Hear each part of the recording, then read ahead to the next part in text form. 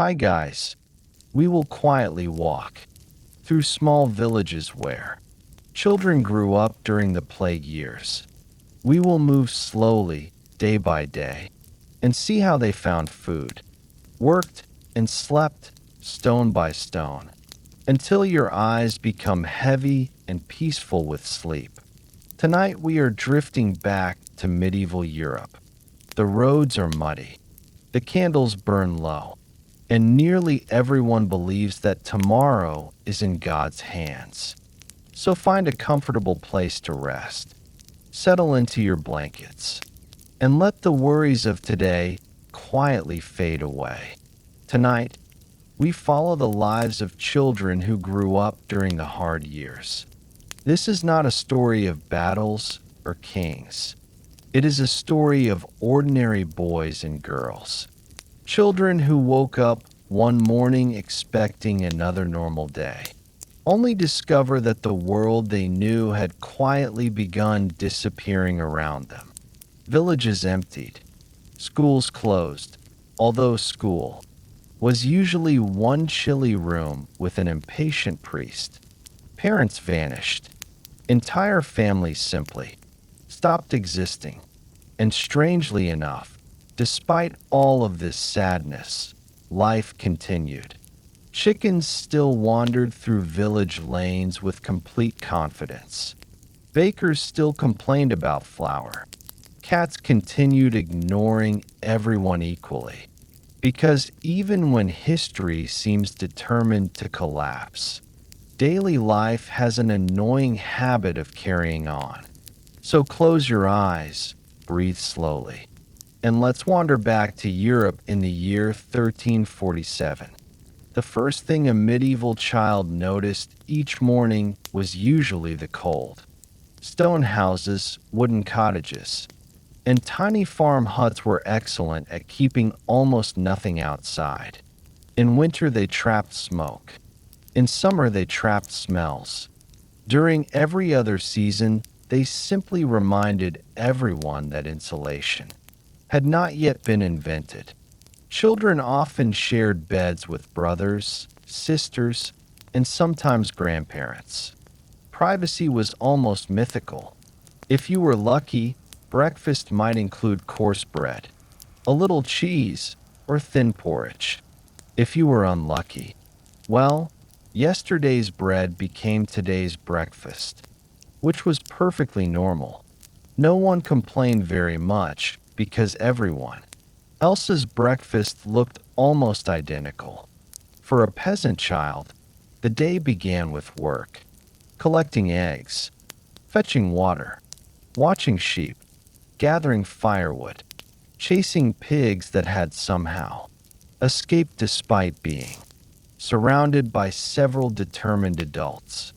Again, the pigs usually won. Life was predictable, and then ships began arriving.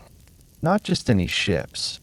Merchant vessels from ports around the Mediterranean carried spices, silk, wool, precious goods, and something no one could see, the bacterium Yersinia pestis, spread primarily through fleas living on rats, had begun its slow but relentless journey across Europe. Modern historians know what caused the disease, but the people living through it did not.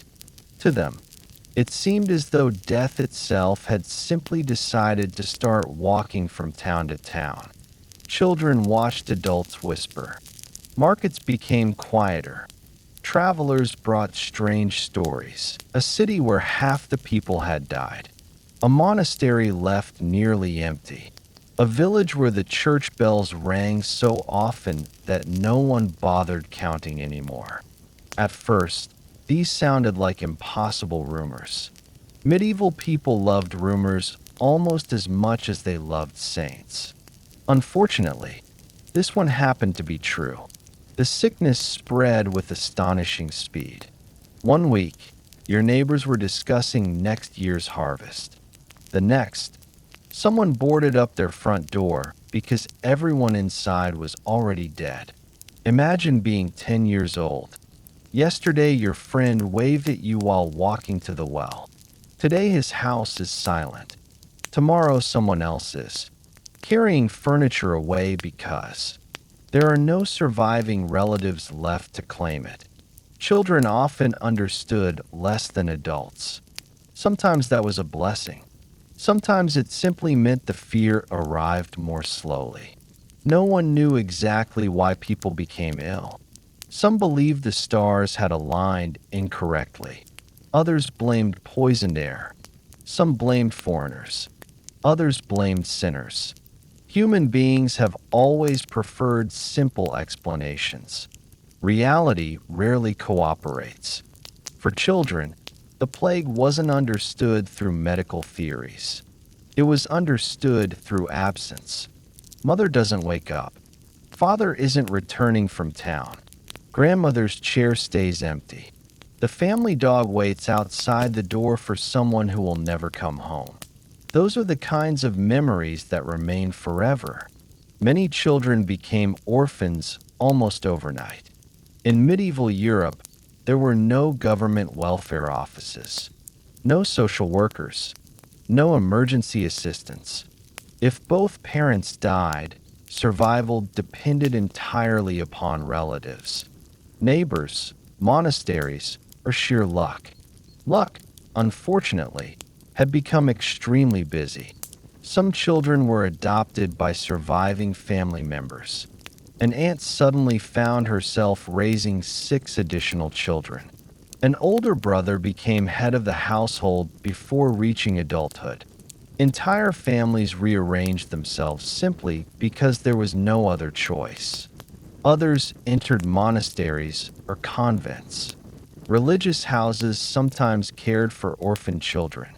Although resources were stretched thin, even monks struggled to feed themselves. Still, a bowl of soup shared among many people was better than no bowl at all. The plague did something rather unexpected. It created an entire generation that grew up far too quickly. A 12-year-old might suddenly become responsible for farmland. A 14-year-old might inherit livestock. A teenage girl might manage an entire household because every older relative had died. Childhood, already short by modern standards, became even shorter. Responsibility arrived early, whether anyone invited it or not. Strangely, survivors sometimes inherited opportunities impossible before the plague. When so many adults disappeared, labor became scarce. Landowners desperately needed workers. Craftsmen needed apprentices. Fields needed hands. For children who survived into adulthood, wages gradually improved compared to the generations before them. History occasionally behaves with remarkable cruelty. It takes everything away, then quietly leaves unexpected opportunities behind. That does not erase the grief, but it does change the future. A young boy who would once have remained a poor farm laborer might eventually lease his own land. A young girl might inherit property that previously would have passed through several older brothers. The tragedy reshaped society in countless small ways. Meanwhile, the emotional scars remained invisible. Medieval writers rarely described children's feelings the way modern authors might. Yet small clues survive. Church records mention abandoned homes. Legal documents suddenly list children inheriting farms. Village accounts record unusually young property owners. Behind every dry legal sentence stood a frightened child trying to understand why adults kept disappearing. Schools, where they existed, struggled to continue. Many priests died caring for the sick. Teachers vanished. Church choirs became quieter. Even learning basic prayers sometimes became difficult when the local Clergy had succumbed to disease.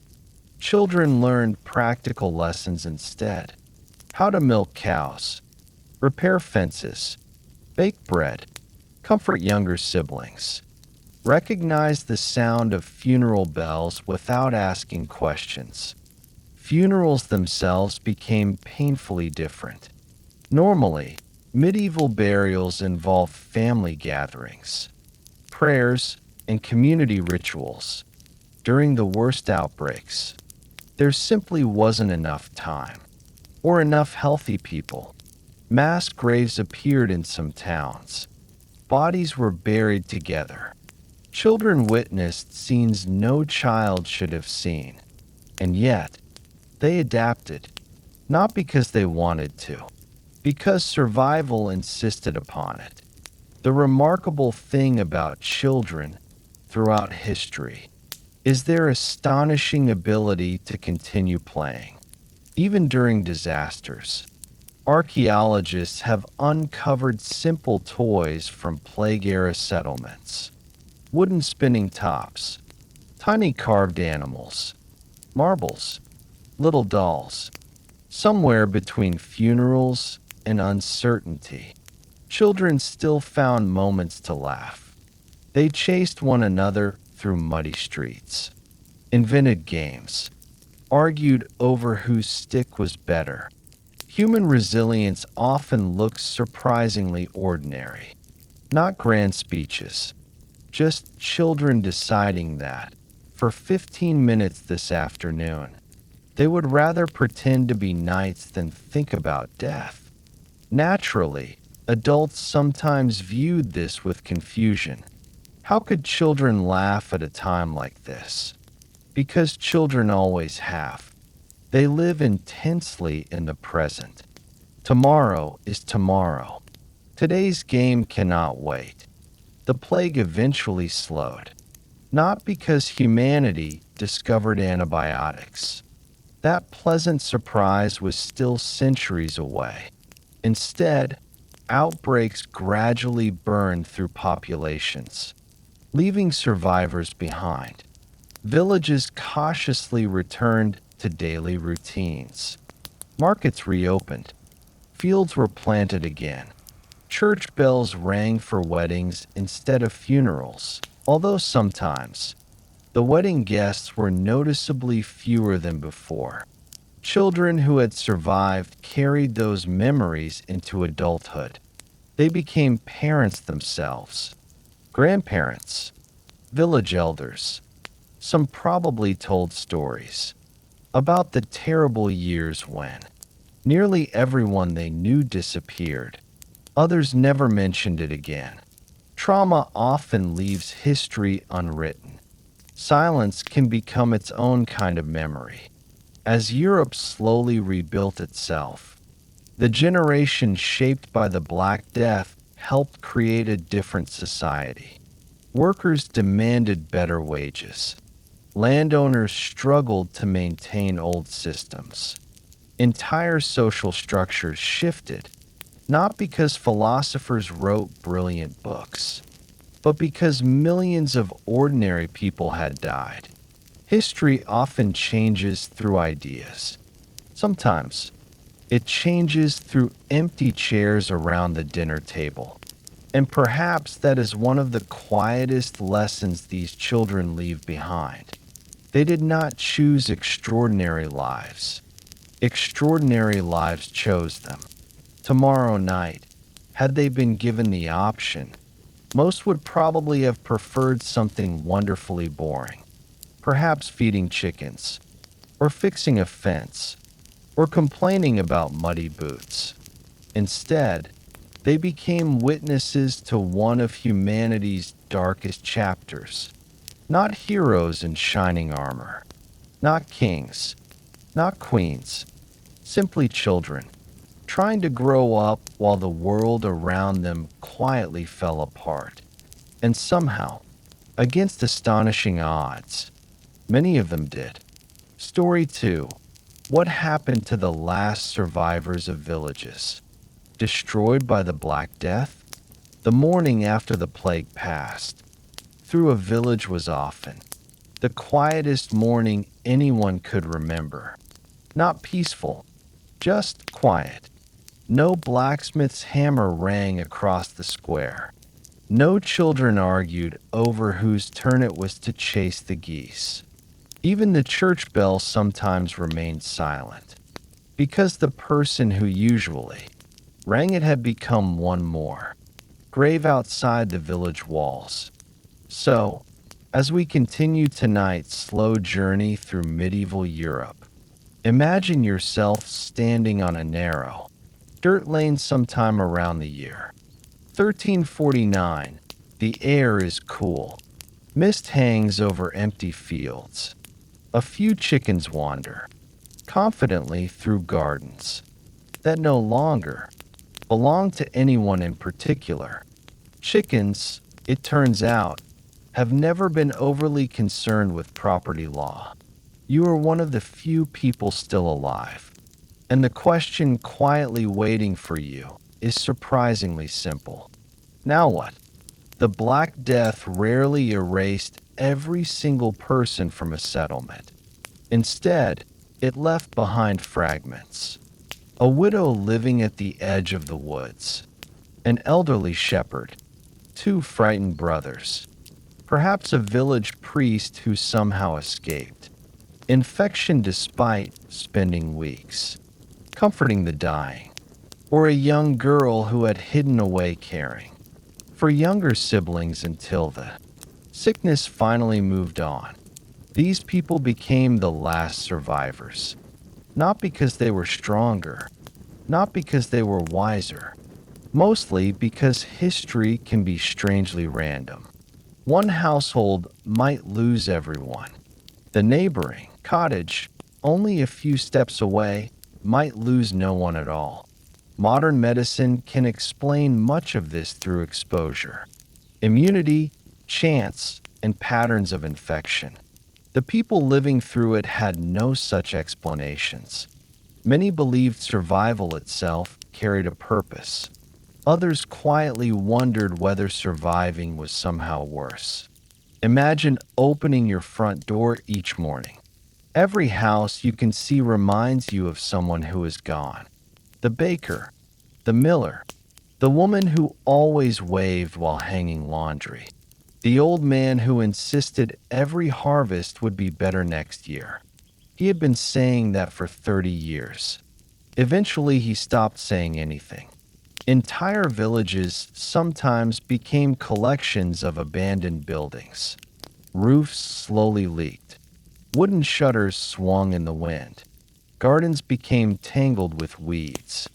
Nature wastes very little time reclaiming places humans leave behind. Within a single growing season, paths disappeared beneath tall grass. Apple orchards continued producing fruit for people who would never return to collect it.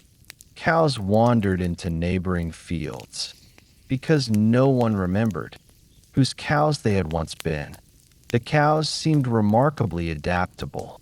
Humans, less so. For the survivors, everyday tasks suddenly became overwhelming.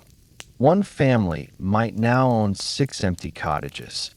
That sounds impressive, until you remember that empty cottages still need roofs repaired. Fields still need planting. Animals still need feeding. There simply were not enough people left. For centuries before the plague, Europe had often struggled with the opposite problem. Too many mouths, too little land.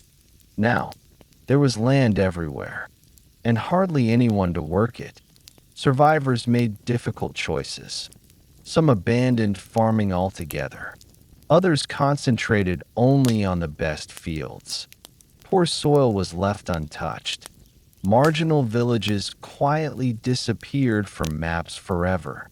If a settlement had originally been built on difficult ground, surviving families often decided it simply was not worth rebuilding.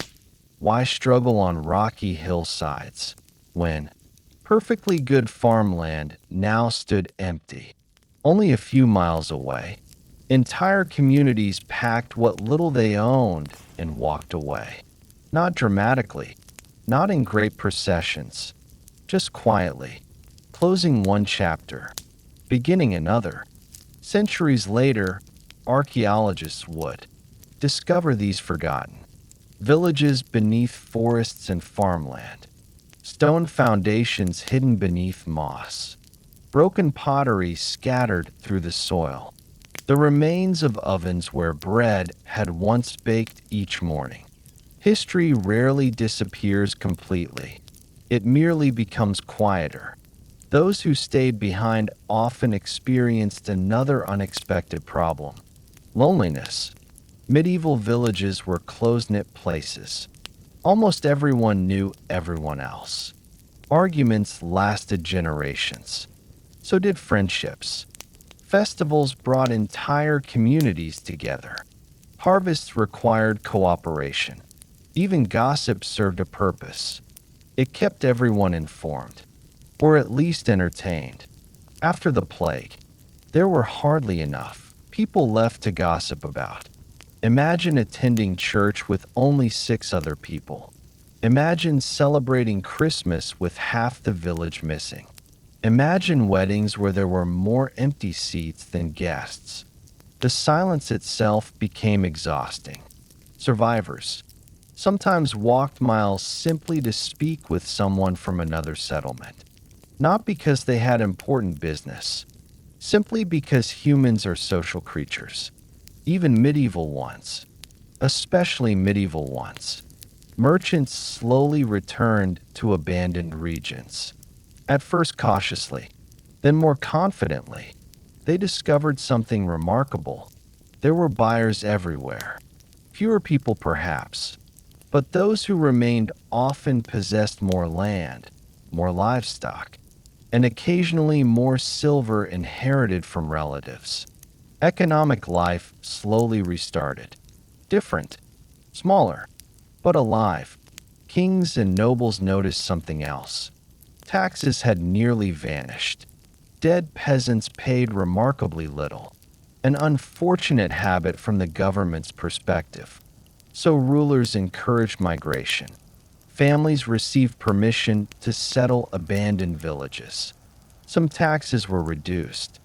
Land became available under surprisingly generous terms. Generous, at least by medieval standards, which is rather like describing rain as slightly damp. Many survivors accepted these offers. A young couple who once could never dream of owning land suddenly found themselves farming acres their grandparents could scarcely imagine. The tragedy reshaped opportunity. Not fairly, never fairly, but undeniably. Children born after the plague entered a different world. Parents who survived often became deeply protective, perhaps understandably. When you've already buried half your family, every healthy child begins to feel like a miracle. Records from later generations suggest families sometimes invested more carefully in surviving children.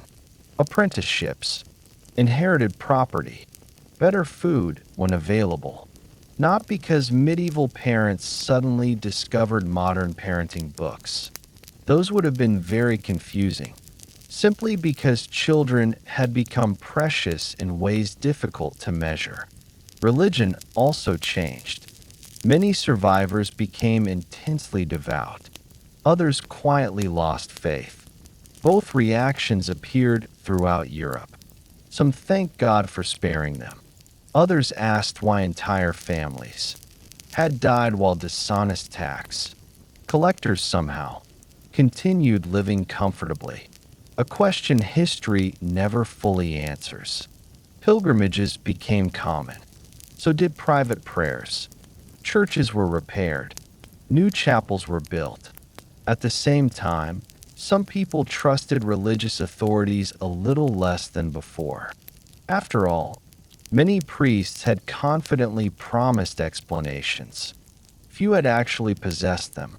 The psychological scars lingered long after the disease faded.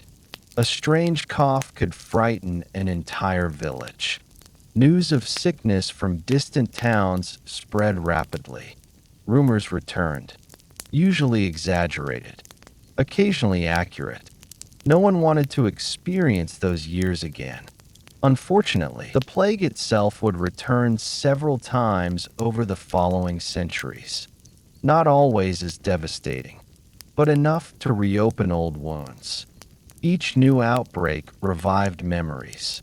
An elderly survivor might suddenly remember being 12 years old again, watching neighbors disappear, listening to carts rolling slowly through empty streets. Some memories sleep lightly. Survivors also became storytellers. Grandparents warned children about the terrible years. Some stories grew larger with each telling. Others became strangely gentle. Memory has a habit of sanding away sharp edges while leaving the shape intact. One grandfather might describe endless funerals. Another remembered only the silence. A grandmother recalled gathering herbs with her mother one final summer before everything changed. History survives because someone remembers, even imperfectly. Wildlife quietly expanded into abandoned places. Wolves wandered closer to settlements. Deer grazed in forgotten fields. Forests reclaimed farmland that had been cleared generations earlier. Nature did not celebrate, nor did it mourn. It simply continued, as nature always does. And perhaps that was one of the hardest lessons for survivors. The world had not stopped. The seasons still changed. Spring flowers still bloomed beside freshly dug graves. Birds still sang at sunrise. Life continued without asking anyone's permission. Eventually, new families arrived. Children laughed again in village squares. Smoke rose once more from cottage chimneys. Blacksmiths reopened their forges. Mill wheels turned. The familiar rhythm of ordinary life slowly returned. Not identical, never identical, but recognizable. If someone who had died before the plague could somehow visit 50 years later, they would still recognize much of Europe. Churches, markets, castles, farmhouses. Yet beneath the familiar surface, everything had shifted. The people were fewer. Workers held greater value. Old traditions weakened. New opportunities appeared. The survivors had quietly rebuilt an entire civilization. Not through grand speeches, not through heroic battles, simply by planting another crop, repairing another roof, raising another generation, one ordinary day after another. Perhaps that is the most remarkable thing about the last survivors. History usually remembers kings, generals, popes, but civilizations are not rebuilt by famous people alone. They are rebuilt by widows planting vegetables, by orphan brothers repairing fences, by tired farmers sowing grain because winter would arrive whether they felt hopeful or not. The last survivors rarely imagined themselves making history. They were simply trying to live until tomorrow. Yet every loaf of bread they baked, every child they raised, every abandoned house they repaired, became another small promise that life, despite everything, would continue. And as the years quietly drifted onward, many of those once empty villages slowly filled with new voices. Children who had never known the worst years chased one another through lanes where silence had once ruled. Church bells rang for weddings instead of funerals. Fields turned green again. The world had not forgotten the plague, but neither had it surrendered to it. And somewhere, perhaps sitting outside a weathered cottage at sunset, one of the last survivors might have watched those laughing children with a tired smile. not because the past had disappeared. It never truly does. But because, after so much loss, hearing children laugh once again sounded wonderfully ordinary. And sometimes, after living through extraordinary darkness, ordinary is the greatest comfort of all. Story 3. What happened to Roman soldiers who refused to fight? The Roman Empire admired many things: order, discipline, straight roads, even straighter marching formations, and perhaps above all else, soldiers who did exactly what they were told. Tonight, as we continue our slow journey through history, let's drift away from plague-stricken villages and toward the camps of the Roman legions. The campfires burn quietly beneath unfamiliar stars. Leather tents stretch into neat rows. Somewhere, a blacksmith is giving one last tap to a dented helmet before turning in for the night. The smell of wood smoke hangs gently in the evening air. Most of the men here have spent years learning one simple lesson. When the order comes, you march. When the trumpet sounds, you advance. When your commander points toward danger, you try very hard not to point in the opposite direction. Because in Rome, refusing to fight was not merely considered disappointing. It could become a matter of life and death. Still, not every Roman soldier eagerly rushed toward battle. Despite what statues might suggest, they were ordinary human beings. They became tired, hungry, homesick. Some had wives waiting hundreds of miles away. Others wondered whether surviving one more campaign was really worth another sack of grain and another speech from an ambitious general promising eternal glory. Roman generals were exceptionally fond of promising glory. They rarely mentioned surfeit, or rain, or carrying equipment that seemed to grow heavier with every mile. A Roman legionary often carried between 25 and 30 kilograms of gear. His shield alone was large enough to make climbing hills an unpleasant experience. He marched for days, sometimes weeks, only to arrive at a battlefield where someone immediately suggested marching somewhere else. Naturally, morale occasionally suffered. Most Roman soldiers were volunteers during the imperial period, though earlier Rome relied heavily upon citizen service. Joining the army could provide steady food, regular pay, and, after many years of service, the possibility of land or retirement benefits. Compared with poverty on a struggling farm, military life could seem surprisingly attractive until arrows started arriving that tended to reduce enthusiasm. Historians occasionally describe Roman discipline as relentless. That is not an exaggeration. Discipline held the army together far more effectively than courage alone. A frightened soldier might still obey orders because the punishment for disobedience appeared even more frightening than the enemy standing across the field. Roman commanders understood something timeless about armies. Fear works in more than one direction. Sometimes soldiers feared the people behind them almost as much as those in front. If a legion refused to advance without good reason, consequences could be severe. A commander might reduce rations. Extra marching might suddenly appear.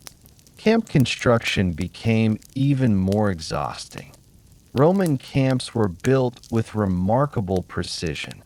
Every evening, after an already exhausting march, Soldiers dug ditches, raised earthworks, and erected wooden defenses.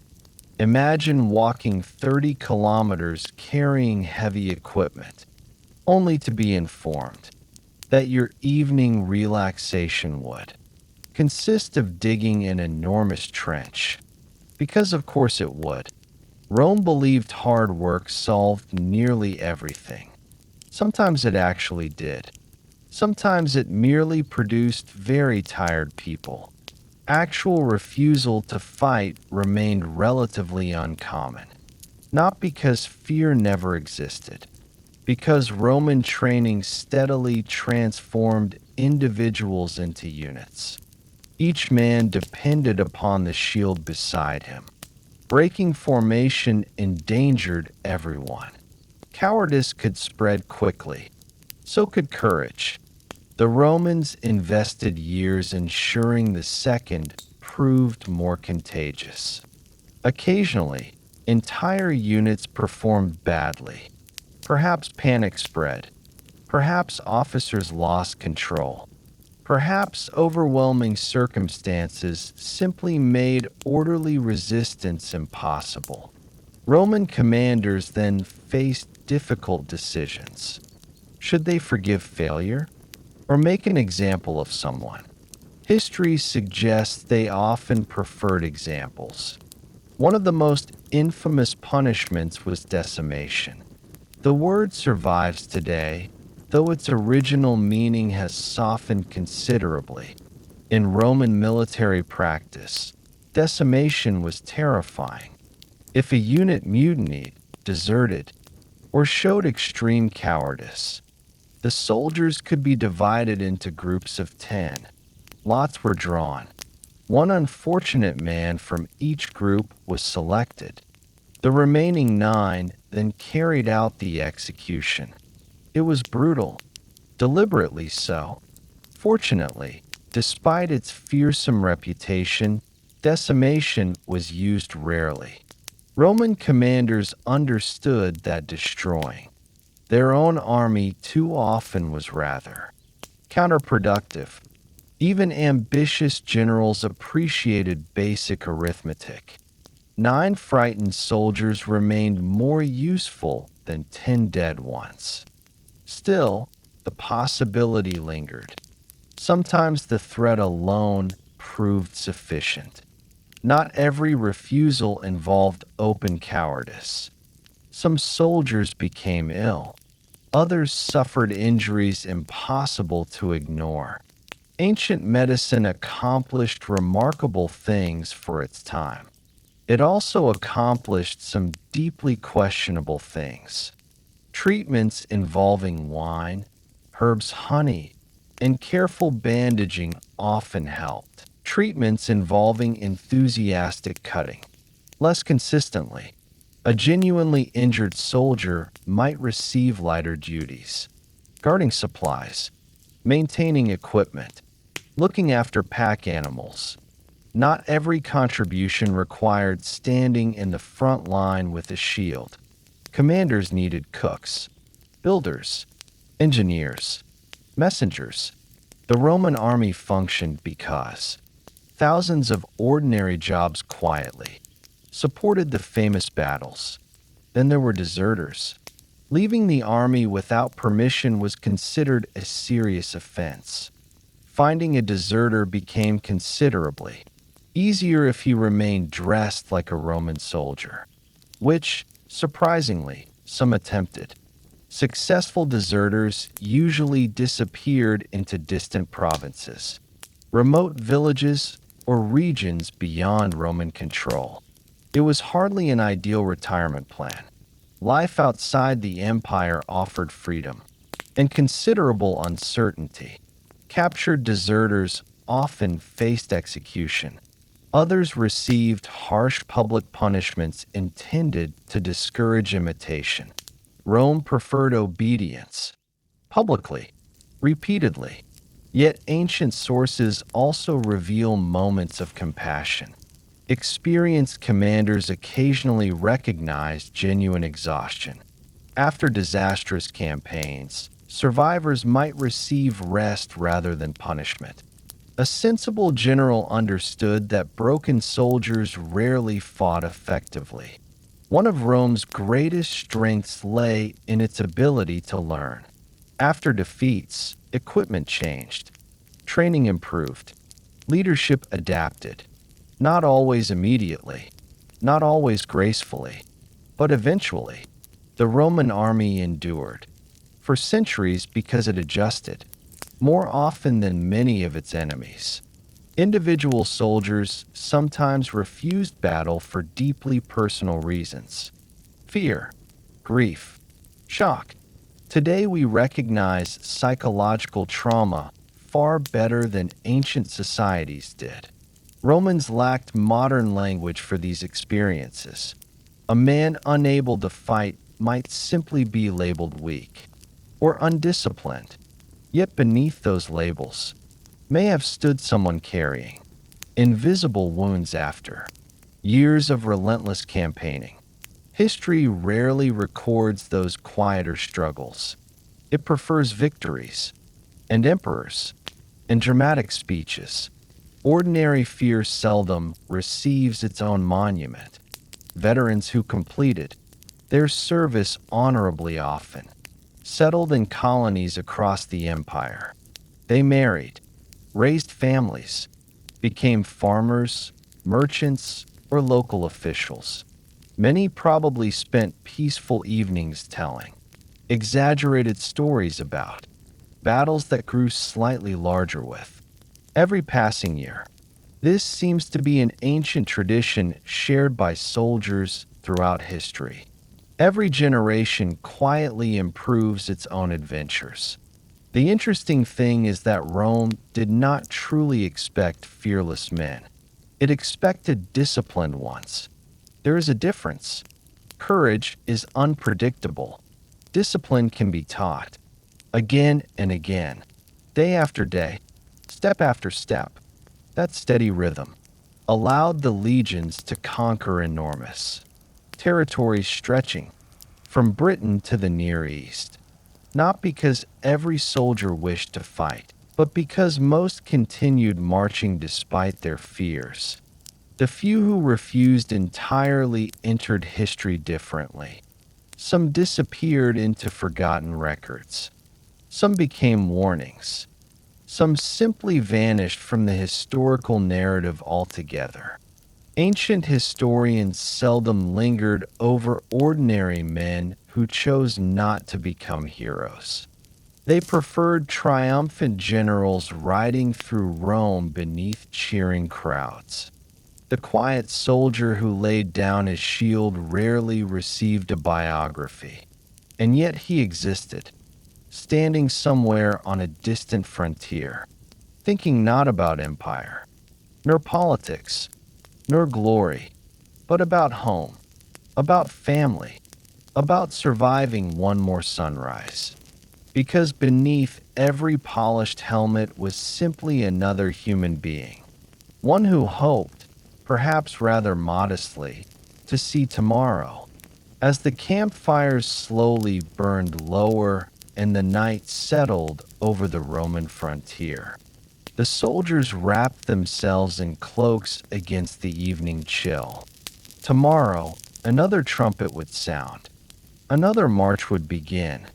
Another order would be given. Some would obey eagerly, some reluctantly, some fearfully. Most would obey all the same. And somewhere beyond the edge of the firelight, history quietly continued its endless march, one careful step after another. Story 4.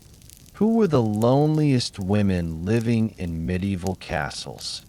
As the Roman campfires fade gently into the distance, let us drift forward through the centuries. The empire has long since crumbled into memory. Great stone castles now rise from windswept hills. Their towers catch the morning light. Their walls seem almost indestructible. From a distance, they look magnificent. They still do. Even today, People travel hundreds of miles simply to admire them. They imagine elegant banquets, golden crowns, grand halls filled with music, perhaps a handsome knight riding through the gates at precisely the right dramatic moment. History, however, has an inconvenient habit of being less theatrical. Tonight, we step quietly through the heavy oak doors of a medieval castle and meet the women who spent years, sometimes entire lifetimes, inside these impressive walls. Many of them possessed wealth. Some carried famous family names. A few even wore crowns. Yet they also experienced a loneliness that echoed through corridors far larger than any ordinary village home. So settle in once more. The fire crackles softly in the great hall. Rain taps gently against narrow windows. And somewhere above us, in a private chamber overlooking the countryside, a noblewoman begins another day remarkably similar to yesterday. The castle awakens before sunrise. Servants hurry across stone floors carrying water, bread, firewood, and candles. The kitchen is already busy. Someone is kneading dough. Someone else is attempting to persuade a stubborn goose that breakfast does not involve escaping into the courtyard. The goose, naturally, has different ideas. Meanwhile, the lady of the castle slowly rises from her bed, despite modern imagination. Medieval beds, belonging to the nobility, could be surprisingly comfortable. Heavy curtains helped keep away drafts. Wool blankets offered warmth. Feather mattresses existed for the wealthy, although castles themselves remained stubbornly cold. Stone has many admirable qualities. Keeping bedrooms warm is not one of them. A noblewoman's day often began with prayer. Religion shaped nearly every hour of medieval life. Morning prayers, meals with prayers, evening prayers, special prayers if something unfortunate happened. And in medieval Europe, something unfortunate happened with impressive regularity. After dressing with the help of servants, she might oversee household affairs. This was no small responsibility. A large castle functioned almost like a tiny town. Food stores required careful management. Clothing needed repairing. Servants required instructions. Guests expected hospitality. Accounts had to be balanced. Ale had to be brewed. Livestock counted. Supplies inspected. It was endless. The lady of the castle acted as manager, organizer, and problem solver. Not because she necessarily wished to, because someone had to. Her husband was frequently somewhere else. Many noblemen spent months campaigning in distant wars. Others attended the royal court. Some became involved in endless political disputes over land, titles, and inheritance. Occasionally, they simply preferred traveling, leaving their wives to supervise everything at home. Letters arrived slowly, very slowly. A message might take weeks to appear, sometimes months. Sometimes it never arrived at all. Imagine waiting an entire season just to learn whether your husband remained alive. Today we become impatient if a message takes 5 minutes.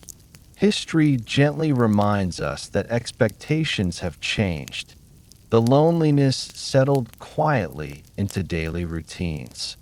Breakfast without familiar conversation. Dinner at the high table surrounded by guests who politely discussed harvests, taxes, and neighboring lords. Even when people filled the castle, true companionship could remain strangely absent. Marriage among the nobility was rarely based upon romance. It usually resembled a carefully negotiated agreement between powerful families. Land, money, political alliances, peace treaties. These mattered enormously. Love, if it arrived at all, was treated as an unexpected bonus. Some couples grew genuinely fond of one another. Others remained courteous strangers for decades.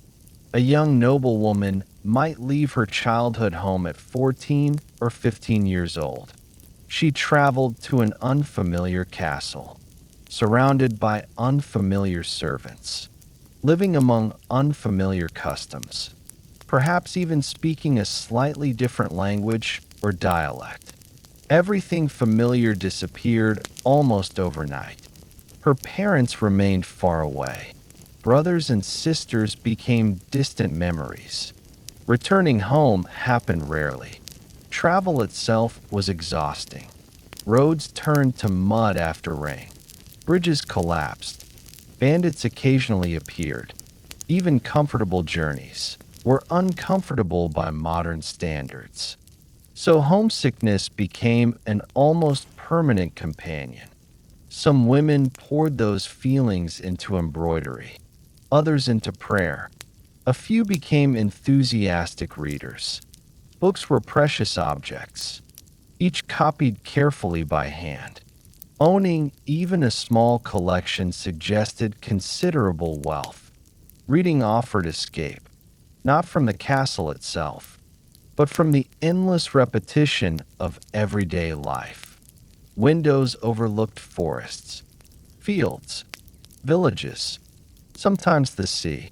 A noblewoman might spend long afternoons watching travelers move along distant roads. Merchants, pilgrims, messengers, all heading somewhere, while she remained exactly where she had been yesterday. Castles protected their inhabitants. They also confined them. The same walls that kept enemies outside could quietly prevent freedom inside. It is one of history's gentler ironies. Safety often arrives hand in hand with restriction. When war approached, loneliness deepened. The gates closed. Supplies were counted. Everyone prepared for siege. Weeks might pass without leaving the walls. Months occasionally. Life became smaller. The outside world shrank to whatever could be seen from the battlements. Fresh vegetables disappeared. Smoke lingered in every room. Tempers slowly shortened. Even the most patient person eventually becomes irritated after sharing. Confined spaces with dozens of anxious people. Children offered comfort and worry. Medieval childhood remained uncertain. Disease claimed many young lives. A mother might give birth several times, while losing more than one child before adulthood. Grief visited noble families just as surely as poor ones. Money purchased better food. It could not always purchase better health. Many women buried infants whose names scarcely appeared in surviving records. History often remembers kings. The tiny graves remain largely anonymous. Education varied greatly. Some noble women spoke several languages, managed estates brilliantly, corresponded with bishops and kings. Others received little formal instruction beyond religion and household management. Everything depended upon family circumstances. One remarkable woman might govern an entire region, while her husband campaigned abroad. Another spent years scarcely leaving her private chambers. Both belonged to the same social class, yet their lives looked completely different. The castle itself possessed curious sounds. Footsteps echoing through stone corridors. Dogs barking in distant courtyards. The blacksmith's hammer. Wind whistling through narrow arrow slits. Church bells floating across nearby fields. At night, silence returned, only interrupted by crackling fireplaces and guards changing watch upon the walls. It is easy to imagine that silence becoming almost overwhelming, especially after receiving difficult news. A husband killed in battle, a father dead from illness, a son captured for ransom. There were no counselors, no therapists, only faith, family, and time. Sometimes that proved enough. Sometimes it did not. Yet many of these women demonstrated remarkable resilience. They negotiated with neighboring lords, organized defenses during attacks, managed enormous estates, protected villages during famine, raised future rulers. They accomplished these things quietly, without expecting applause, without imagining historians would one day discuss them. History has often underestimated women's work simply because much of it happened indoors, away from battlefields, away from royal ceremonies, away from chroniclers who preferred describing swords instead of account books. Still, the castle depended upon them. Without capable women, many noble households would have quietly collapsed. As evening settled across the countryside, candles flickered along the walls. Servants cleared the tables. The gates closed for the night. Somewhere above the great hall, the lady of the castle looked out through a narrow window. Beyond the walls, tiny lights glowed in distant cottages. Families gathered together. Children laughed around simple fires. The homes were smaller, poorer, far less impressive, yet perhaps a little less lonely. Tomorrow would arrive much like today. Another sunrise, another list of responsibilities, another letter hoped for, another prayer whispered into the quiet. And although history remembers castles as symbols of power, their grand halls also sheltered countless private moments of waiting, longing, and solitude. Behind every towering keep and every richly woven tapestry, there may have been a woman listening to the wind outside her window, wondering when someone she loved would finally ride back through the castle gates. Story 5. What happened to the children left orphaned after Viking raids?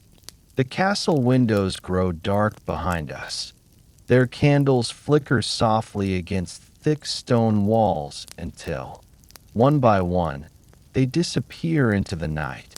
Now, let us drift farther north, where the air is colder, the coastline is rougher, and the sea itself seems to breathe in long, slow waves.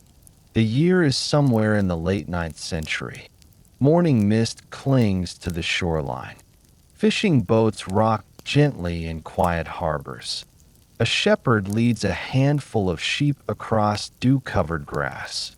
For a few peaceful moments, everything appears wonderfully ordinary. Then someone sees sails. Long, narrow ships emerge from the horizon. Their dragon-headed prows rise and fall with the waves. The warning spreads quickly. The church bell begins to ring. Dogs bark. Children stop playing. Adults look toward the sea with expressions they have worn before. Because along many coastlines of Britain, Ireland, and parts of continental Europe, ships like these had become deeply unwelcome visitors. Tonight, however, we are not following the warriors. History has spent centuries telling their stories. Instead, we remain behind after the ships have gone, after the smoke has drifted away, after the shouting has faded, after the village grows strangely quiet. Once more, we stay with the children, the ones who survived, the ones who suddenly found themselves completely alone.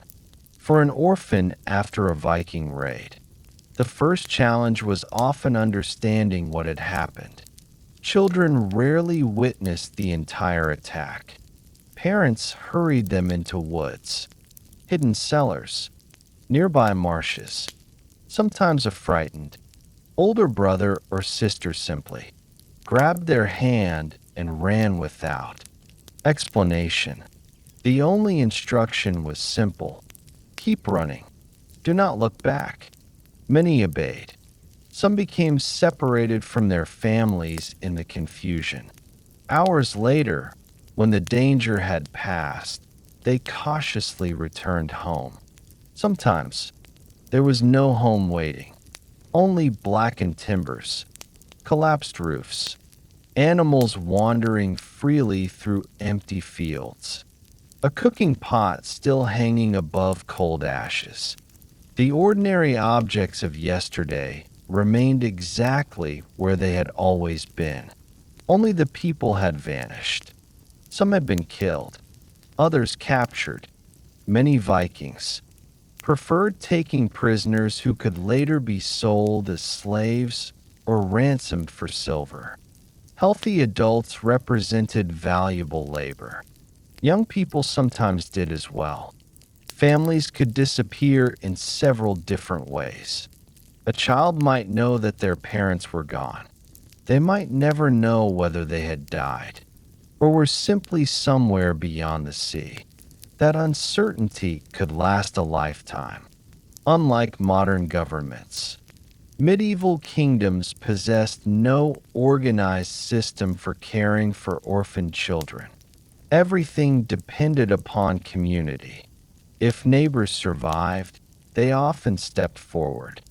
An elderly couple might suddenly become guardians once again. A widowed aunt could find three frightened nieces standing quietly outside her cottage. A local priest might gather children beneath the church roof until more permanent arrangements could be made. No one had prepared for such responsibilities. They simply accepted them because there was little alternative. Life in a medieval village already demanded cooperation. Fields were planted together, harvests gathered together, houses repaired together. When tragedy struck, surviving together became just another task. Not an easy one, but a necessary one. Children, meanwhile, adapted with astonishing speed. Not because grief disappeared, it never truly does, because childhood has a peculiar relationship with hope.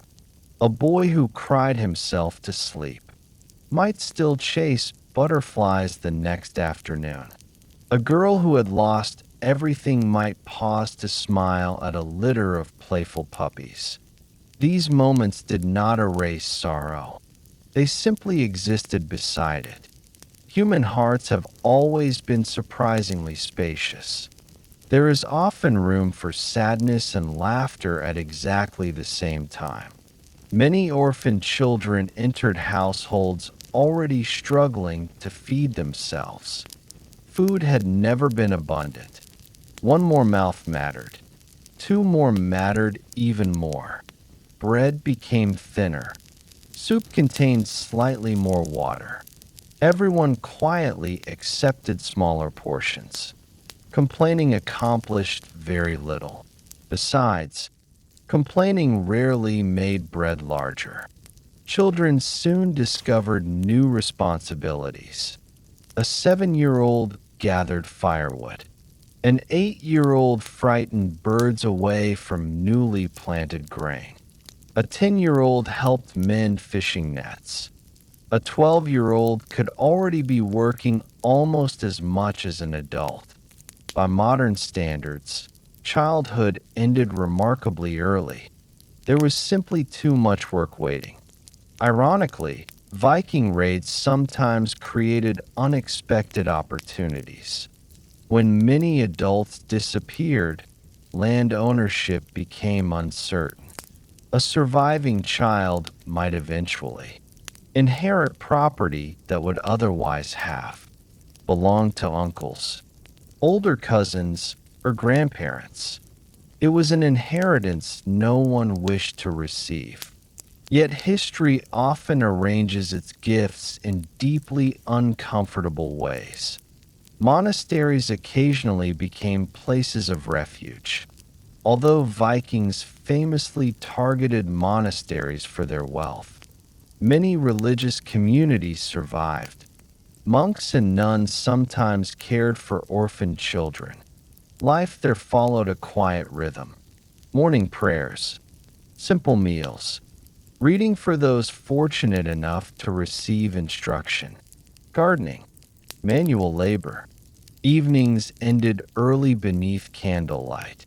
For some children, monasteries offered stability after chaos. Not luxury, certainly not, but stability itself can feel luxurious after everything familiar has vanished. The emotional wounds remain difficult to describe. Medieval writers seldom explored childhood psychology. They preferred recording kings, battles, saints, and miracles. Yet scattered records reveal small glimpses. A child refusing to leave the safety of familiar woods. Another waking from nightmares. A priest noting unusual silence during prayers. History whispers these details rather than shouting them. We have to listen carefully. Not every Viking raid ended in complete destruction. Some villages paid tribute. Others negotiated. A few escaped entirely. Coastal communities gradually adapted. Watchtowers appeared. Lookouts scanned the sea. Church bells became early warning systems. Villagers developed emergency plans long before anyone used such modern words. Hide valuables. Gather children. Drive livestock inland. Hope the wind changed direction. Hope the ships sailed somewhere else. Hope became an ordinary part of coastal life.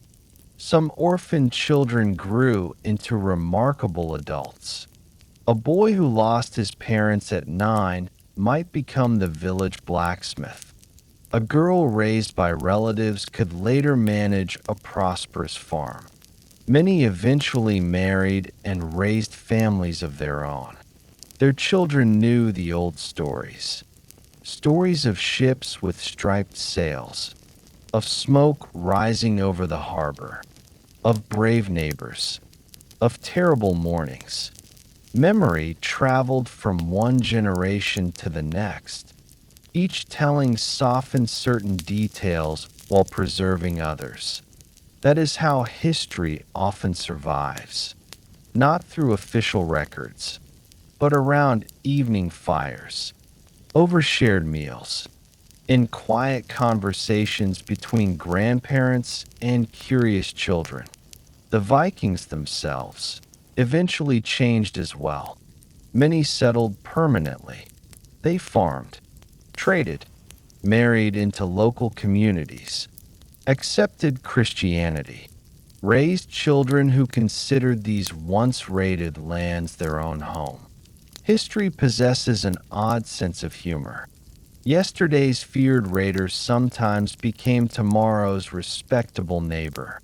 His grandchildren might scarcely believe the stories told about their ancestors, or perhaps they believed every word while politely avoiding the subject during family dinners. Either seems entirely possible. For the orphaned children who lived long enough to become grandparents, the world slowly grew calmer. Not perfectly peaceful. History rarely offers such generous endings, but quieter. Fields once abandoned produced grain again. Fishing boats returned to familiar waters. Markets reopened. Churches rebuilt their roofs. Children laughed once more along the shoreline. The sea remained exactly as it had always been. Beautiful, dangerous, indifferent. It carried merchants, pilgrims, fishermen, and occasionally memories that refused to fade. As the sun slowly sets over the northern coast, the waves continue their endless conversation with the shore. One generation comes, another quietly follows. The orphan who once hid trembling among the trees is now an old man watching his grandchildren gather shells by the water. The frightened little girl who searched the ashes of her family's cottage is now a grandmother, teaching a child how to bake bread. Time has not erased their sorrow. It has simply woven it into the larger story of their lives. Perhaps that is the quiet lesson these forgotten children leave behind. They survived not because they were fearless, not because they were stronger than everyone else, but because, one ordinary morning after another, they chose to keep living. They planted fields. They repaired roofs. They shared what little food they had. They raised children who would never remember the raid itself. And little by little, almost without noticing, they transformed survival into something much gentler. They built a future where laughter slowly returned to places that had once known only silence. And as darkness settles over the sea once more, the waves erase the footprints left upon the sand. The people who made them are gone, but their stories, carried quietly across the centuries, remain.